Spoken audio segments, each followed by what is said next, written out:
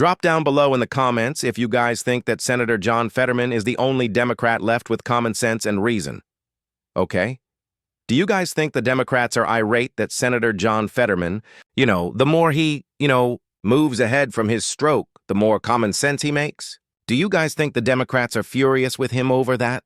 Or do you think that the Democrats could learn from Senator John Fetterman? Let me know your thoughts about that down below in the comments. Shout out to the King Squad. Smash like button, hit subscribe, share these videos. Thank you for any and all donations. All the links to support the channel are down below in the description, and let's get right into this video. It's great to see you. Let's go.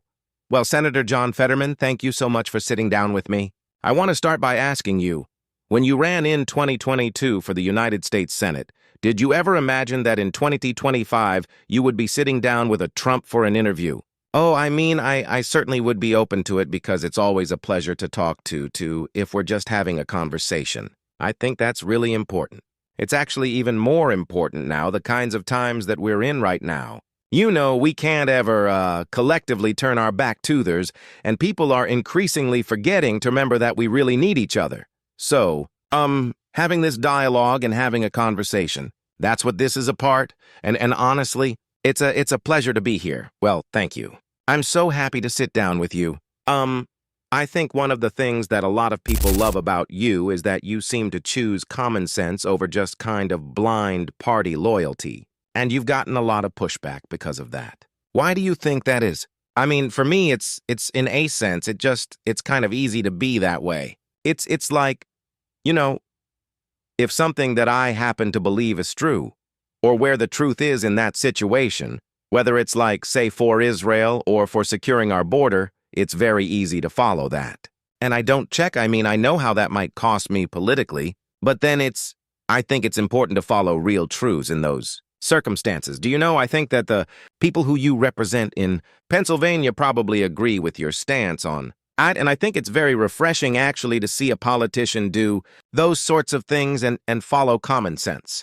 But do you feel like a lot of the establishment here in D.C. is missing that maybe on both sides of the aisle, but particularly with the Democrat Party? Oh, well, a lot of people forgets or doesn't understand the state that I am honored to represent. Pennsylvania, perhaps the most purple state in the country. And I am not just representing Democrats. I'm representing 13 million Pennians. And now I refuse to call members of the other team as fascists or Nazis or those other kinds of things, because if you do, then that implies that, the people that vote for them must be the same as too, and that's absolutely not true. I know and love many of people that voted for the president, and they're not fascists. They're not Nazis. They're not here to destroy our democracy, have different values and different views on what they think is the American way of life. And that's why I refuse to engage in those things. And that's why we really have to find a way forward. And after the tragedy with Charlie Kirk, people deserve to be able to grieve and the appropriate space to grieve and acknowledge the horror of what happened. And I'm not going to get in an argument or tree to make points or say, well, I disagree or whatever. It's like a father was shot in public and now, hey, let's just rest in peace to Charlie Kirk as well, okay? I just want to say that anytime, we bring up Charlie Kirk, we just want to, honor him and everything like that and remember him. Prayers out to him and his family as well. Let people realize the tragedy and let people grieve. And, Pennsylvania, that's where the president was also shot. And now I was 30 miles away and like, oh my God. And it's like, thank God he was okay. But imagine where our nation would be if that could have gone in that same way. And where would our nation be? Well, I appreciate so much, and I think so many Americans do, hearing you say that. Hearing you say that Trump supporters are not Nazis. We're not fascists. You have been willing to break with your party on some very big issues on, for example, the confirmation of Pam Bondi as Attorney General, supporting the Lake and Riley Act for border security strikes, on Iran paying federal workers, as you know we're seeing play out right now. So what goes into your decision to come forward and then say, you know what, I think this is right? Do you get pushback internally from the party? Well, let's you like leaking in the leaking bill. My good friend, Katie Britt, she reached out and saying, hey, would you be willing to Toco sponsor? And I'm like, yes, 100%. She's Alabama. She's a different party, but she's one of my dear friends, and that's why we happen to agree. We need to secure our border. I'm very, very pro-immigration. Always have been, still is. But two things must be true. We need to secure our border, and then I do say that, my party has done a bad job about our border, absolutely, undeniable. And that's why I joined her. And I thought that we have the appropriate numbers of votes to do it. And that's exactly what happened. And like the Iranian, like that was, I really kind of led that charge. I'm like, absolutely. How can we allow Iran to acquire a nuclear weapon? Absolutely, absolutely. That would transform the Middle East for the worst, and that was entirely the right thing, and I celebrate that. And that has helped reshape, and that might make peace possible. And now that's another thing that's a big deal. You know, the president, that peace deal. Why can't you celebrate that? It's like that war has torn the region apart, but also in our country too, the political sides. And now if that's ending and now you can actually work on peace, why can't you just say, oh, hey, that's a big deal. I was disappointed the way, my party seemed to kind of back away from Israel. That's our key, Ollie. And they have the kinds of values that we live and what we aspire here in our nation. If you could advise the DNC or the leaders of the party, whoever they may be, in what they need to do in order to get back those blue-collar voters, a lot of them probably from your state of Pennsylvania, who crossed over party lines and voted for President Trump in 2024 and Republicans. What do you think? What would you like to see happen in terms of your party going forward? I don't give advice.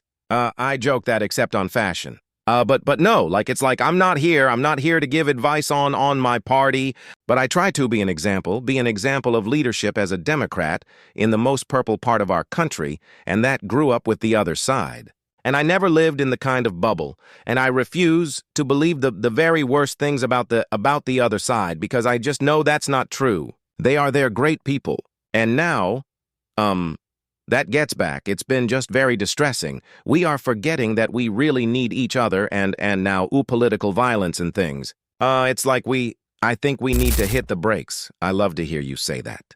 Do you guys think that Senator John Fetterman should just, ditch the delusional Democrat Party, okay, and become an independent or Republican? Let me know your thoughts down below in the comments, okay?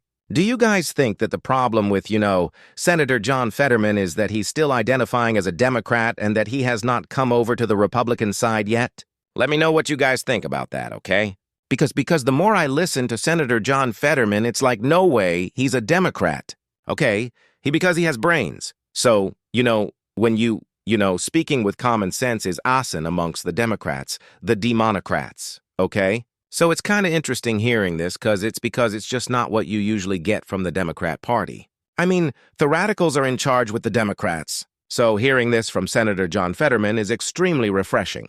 Let me know if you guys agree. And, what are your thoughts on Senator John Fetterman? Do you think it's an act? Do you think he's faking it? Or do you think he genuinely means what he's saying? Let me know your thoughts. I'd love to hear you say we need each other, because I think that's right. And I think that that's how this country was supposed to be. That's how this country was founded. And it feels like we've gotten very far away from that. But I think that's why people gravitate towards you, Senator, because you seem to be very open to sitting down. You're sitting down to have a conversation with me. You actually, and I'll get grief for that. I'm sure you will. That's absurd. It's like no one is my gatekeeper. No one is. Why wouldn't I have a conversation with people if we have different political views? We can oppose each other on the floor and we can have different votes. But that doesn't mean that you're a terrible person, or I'm not going to call you enemy. It just means we're all Americans and we all love this country and this is part of democracy and I'm an honor to participate in, but I think I want to elevate that conversation. I don't want to turn it into, this kinds of circumstances where it leads to more and more political violence or, more chaos. Well, you've actually been willing to sit down and talk with President Trump. In fact, you had dinner with President Trump. If you don't mind, tell me how was your dinner and were you surprised at the end of it? Yeah. And I think this was in January, but before he actually took office. But I think that experience, I would use the same words that my friend Bill Maher uses, gracious, and just absolutely, it was a pleasant, and it wasn't a show or anything. It was just like a conversation, and we could find things that we might agree on.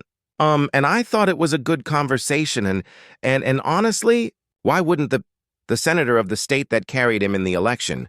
And I know plenty of people that voted too. Hey, he invited absolutely there. It's not about bending a knee. It's about having a conversation with the president. And I think that's entirely appropriate. And as a senator, I'm not sure why anyone would find that controversial. We have to work together. That's how it works. Some terms we're in the majority. Sometimes we're in the minority. That's why we all work together. That's the way democracy is. Click, yeah.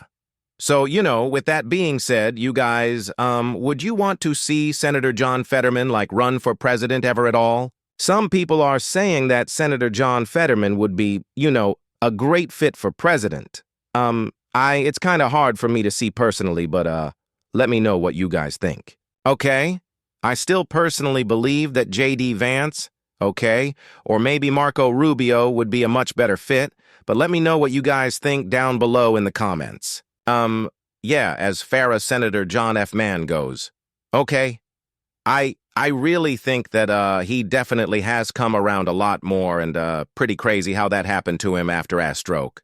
Yeah, so that's that. Prayers out to Senator John Fetterman Aswell, because the more common sense that he speaks with, well, we know what the Democrats like to do to anyone who speaks with common sense. Okay, rest in peace to Charlie Kirk, and, thank God that Trump didn't get deleted. All right, so there's that. But yes, so it's pretty wild. It's pretty wild. But let me know what you guys think down below in the comments. I always look forward to seeing what you guys have to say. Thank you for any and all donations. All the links to support the channel are down below in the description. We will be dropping new merch very, very, very, very soon. And we will be launching a sale on it. And that's that. I will see you guys in the next one. Peace. Also, thank you to everybody who leaves a positive comment, smashes like button, and shares these videos. I appreciate you guys. You guys are awesome. Don't let anybody tell you any different.